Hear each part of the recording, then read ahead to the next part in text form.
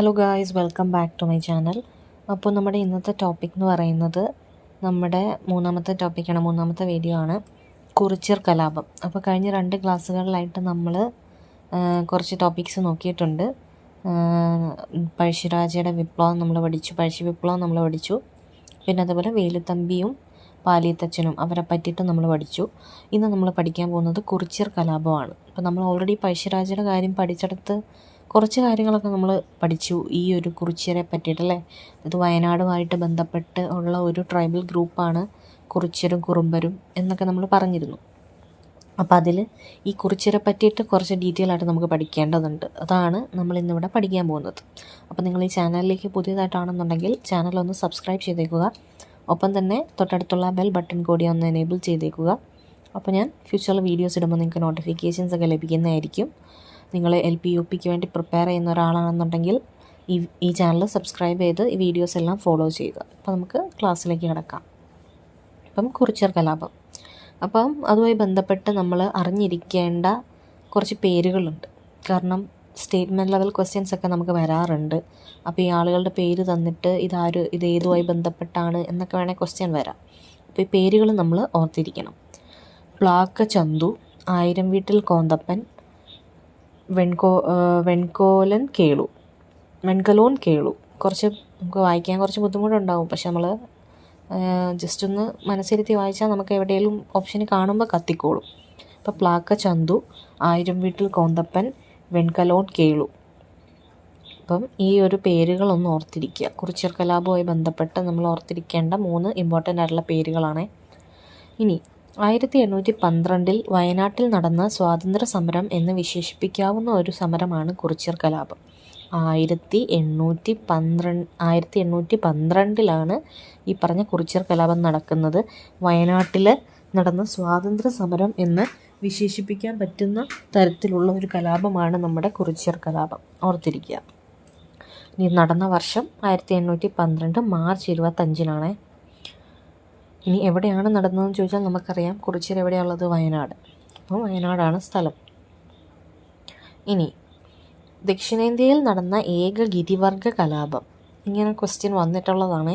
അപ്പോൾ അത് ഇമ്പോർട്ടൻ്റ് ആയിട്ട് ഓർത്തിരിക്കുക. ദക്ഷിണേന്ത്യയിൽ നടന്ന ഏക ഗിരിവർഗ കലാപം എന്നറിയപ്പെടുന്നത് ഈ പറഞ്ഞ കുറിച്യർ കലാപമാണ്. ഓർത്തിരിക്കുക. ഇനി ഈ കുറിച്യർ കലാപത്തിന് നേതൃത്വം നൽകിയത് ആരാന്ന് ക്വസ്റ്റ്യൻ കണ്ടിട്ടുണ്ട്. അത് നേതൃത്വം നൽകിയത് ആരാ? നമ്മുടെ രാമൻ നമ്പിയാണ്. രാമൻ നമ്പി, രാമൻ മൂപ്പൻ, മുള്ളുക്കുറുമ ഗോത്രം. പുള്ളിയുടെ ഗോത്രത്തിൻ്റെ പേരാണ് മുള്ളുക്കുറുമ ഗോത്രം. രാമൻ നമ്പി അല്ലെങ്കിൽ രാമൻ മൂപ്പൻ എന്നൊക്കെയാണ് അറിയപ്പെടുന്നത്. പിന്നെ അതേപോലെ കേരളത്തിൽ ബ്രിട്ടീഷുകാർക്കെതിരെ നടന്ന ഗോത്ര കലാപം ഏതാന്ന് ചോദിച്ചാലും, ദക്ഷിണേന്ത്യയിൽ നടന്ന ഏക ഗിരിവർഗ കലാപം ഏതാന്ന് ചോദിച്ചാലും ഏതാ? നമ്മുടെ കുറിച്യർ കലാപമായിരിക്കും. ഓർത്തിരിക്കുക കേട്ടോ, നോട്ട് ചെയ്ത് വെക്കുക അത്. ഇനി കുറിച്യർ കലാപത്തിൽ ഇവർ കൂടാതെ പങ്കെടുത്ത മറ്റു വിഭാഗം, അതാണ് നമ്മുടെ കുറുമ്പർ. ഈ കുറിച്യർ എന്ന് പറയുന്നത് ഒരു ഗോത്ര വിഭാഗമായിരിക്കും. അതുപോലെ തന്നെ വേറൊരു ട്രൈബൽ ഗ്രൂപ്പാണ് ഈ പറഞ്ഞ കുറുമ്പൻ എന്ന് പറയുന്നത്. കുറുമ്പർ ഇത് വയനാട്ടിലുള്ളവരാണ് 2 കൂട്ടരും. അപ്പം കുറുമ്പരും ഇതിനകത്ത് പാർട്ടിസിപ്പേറ്റ് ചെയ്തിട്ടുണ്ട്. ഇനി ഈ കുറിച്യർ ലഹളയുടെ കാരണം എന്താണെന്നുള്ളത് നമ്മൾ ഓർത്തിരിക്കണം. ഒന്ന്, ടാക്സ് ഏർപ്പെടുത്തി.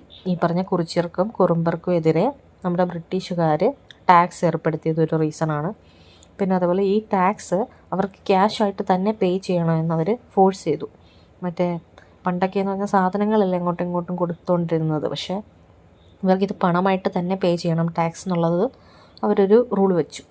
പിന്നെ ടാക്സ് അടയ്ക്കാൻ കഴിയാത്തവരുടെ ഫാം ലാൻഡ്, നിലങ്ങളൊക്കെ ഇവർ പിടിച്ചെടുത്തു. ഈ കാര്യങ്ങളൊക്കെ കൊണ്ടിട്ടാണ് ഈ പറഞ്ഞ കുറിച്യർ ഇവർക്ക് എഗൻസ്റ്റായിട്ട് ആ ഒരു ലഹള അവിടെ സ്റ്റാർട്ട് ചെയ്യുന്നത്. പിന്നെ അതുപോലെ ഇവിടെ സൈഡിൽ എഴുതിയിരിക്കുന്ന വെട്ടിച്ചുട്ട് കൃഷി, കാട് കത്തിച്ചുള്ള കൃഷിനെയാണ് വെട്ടിച്ചുട്ട് കൃഷി എന്ന് പറയുന്നത്. അതിനെയൊക്കെ തടഞ്ഞു. ഇനി നികുതി ഏർപ്പെടുത്തിയ ബ്രിട്ടീഷ് ഉദ്യോഗസ്ഥൻ, ഈ കുറേ ടാക്സൊക്കെ ഇംപ്ലിമെൻ്റ് ചെയ്തെന്ന് പറഞ്ഞല്ലോ, അത് ഏത് ബ്രിട്ടീഷ് ഉദ്യോഗസ്ഥൻ? പേര് തോമസ് വാർഡനാണ്. തോമസ് വാർഡനാണ് കുറിച്യർ കലാപവുമായി ബന്ധപ്പെട്ട് ഈ പറഞ്ഞ ടാക്സൊക്കെ ഇമ്പോസ് ചെയ്തത്. ഇനി കുറിച്യർ ലഹളയുടെ മുദ്രാവാക്യം വട്ടത്തൊപ്പിക്കാരെ പുറത്താക്കുക. ഇതും ഒരു ക്വസ്റ്റ്യൻ കണ്ടിട്ടുണ്ട് നമ്മുടെ PSCയിലൊക്കെ ചോദിച്ചിട്ട്. കുറിച്യർ ലഹളയുടെ മുദ്രാവാക്യം ചോദിച്ചാൽ വട്ടത്തൊപ്പിക്കാരെ പുറത്താക്കുക എന്നുള്ളതാണ്.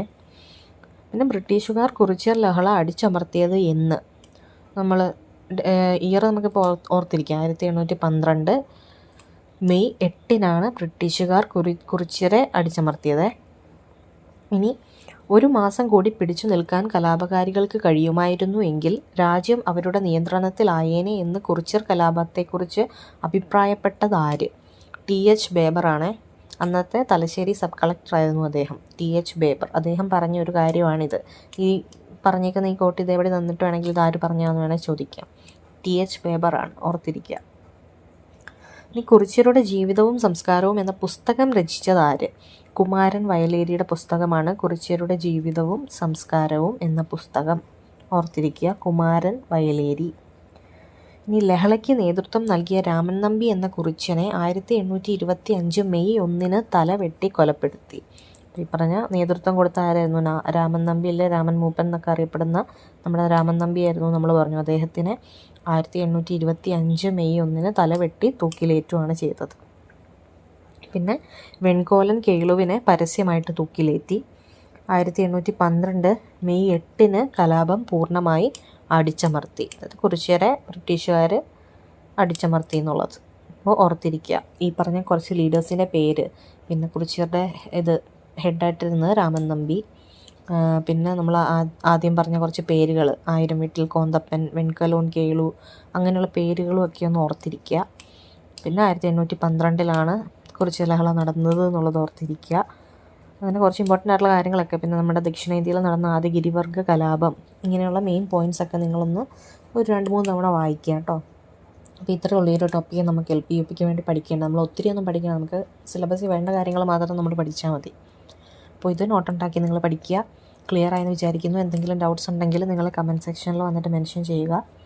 പിന്നെ എന്തെങ്കിലും സജഷൻസ് ഉണ്ടെങ്കിലും നിങ്ങൾക്ക് അവിടെ മെൻഷൻ ചെയ്യാം. അപ്പോൾ നിങ്ങൾ ഈ വീഡിയോ കാണുന്നത് ചാനൽ സബ്സ്ക്രൈബ് ചെയ്യാതെയാണെന്നുണ്ടെങ്കിൽ പ്ലീസ് ചാനലും കൂടി ഒന്ന് സബ്സ്ക്രൈബ് ചെയ്തേക്കുക. അതേപോലെ നിങ്ങളുടെ ഫ്രണ്ട്സ് ആരെങ്കിലും ഈ ഒരു എക്സാമിന് വേണ്ടി പ്രിപ്പയർ ചെയ്യുന്നുണ്ടെങ്കിൽ അവർക്കും കൂടി ഈ വീഡിയോ ഒന്ന് ഷെയർ ചെയ്ത് കൊടുക്കുക. അപ്പോൾ നമുക്ക് അടുത്ത ക്ലാസ്സിൽ അടുത്ത ടോപ്പിക്കായിട്ട് കാണാം.